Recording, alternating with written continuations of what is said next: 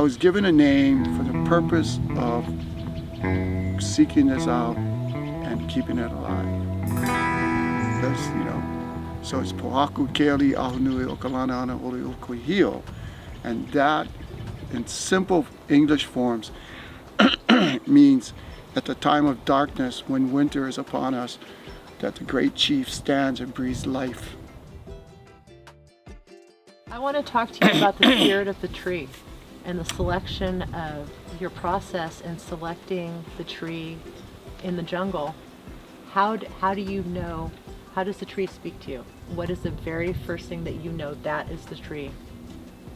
Well, I mean, locally, right, because whatever's done here in Santa Cruz, that's totally different. Yes, but locally, when I want to create something, especially, traditional surfboards, I go out and I kind of wander through various valleys and places, and then I'm always looking for those trees that are distressed, right? That they're reaching the end of their lifespan as they are now. Mm-hmm. And then I just go and I really do. I go and hug them, kiss them, smell them, sit with them, drink avo with them, and if it's the right one, then it's the spirit of that living thing touches me, and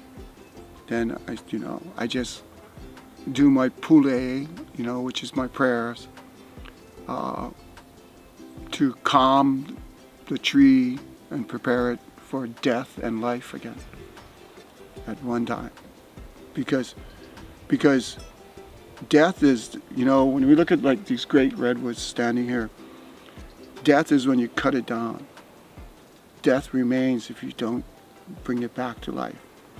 So in its death, I promise life, but the life is transformed and you become something else.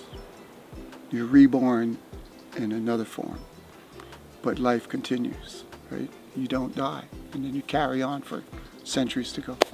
That's about how I do it.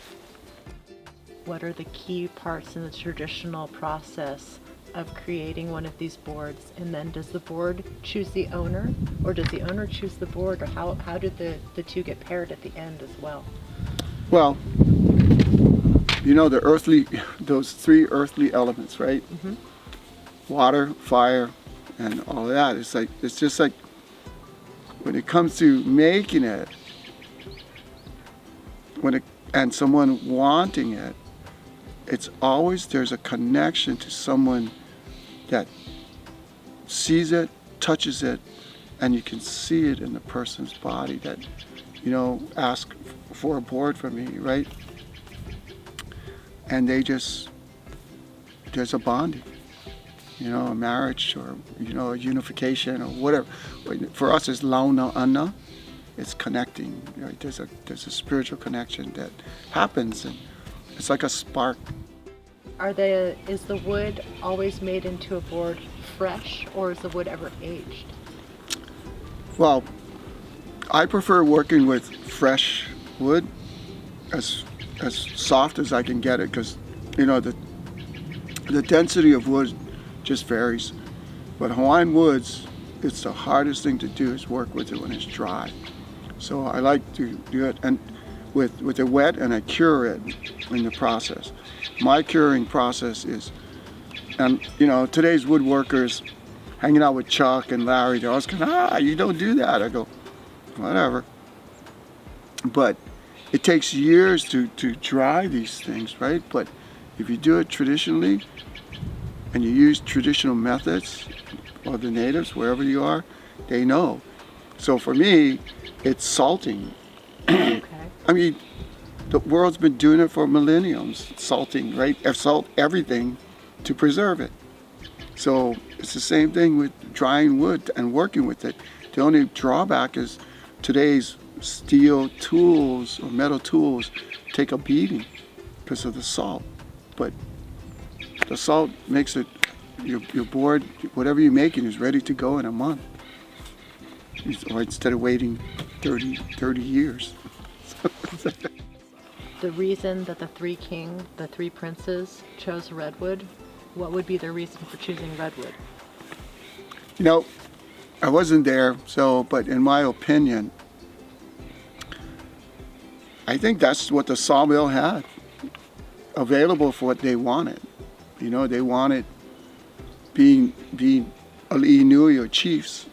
They wanted to make olo, you know, and so I believe that's what they had available to them, was that big logs that they could, like, and the mill was willing to cut them up just the way they wanted it. And trust me, unless you freaking paddled one of those boards, you have no idea. If you have never surfed it, you have no idea. Everybody can talk about it, but to actually ride a 20-foot olo that weighs 800 pounds or more is pretty phenomenal. And I'm imagining that theirs were not sealed, so the degree to which they would get waterlogged. They could, but redwood has a natural oil in it too. So that's what people don't get, is that has a natural oil, and that's why it became a favorite wood in Hawaii during the 1800s, because it was readily accessible. It was already cut.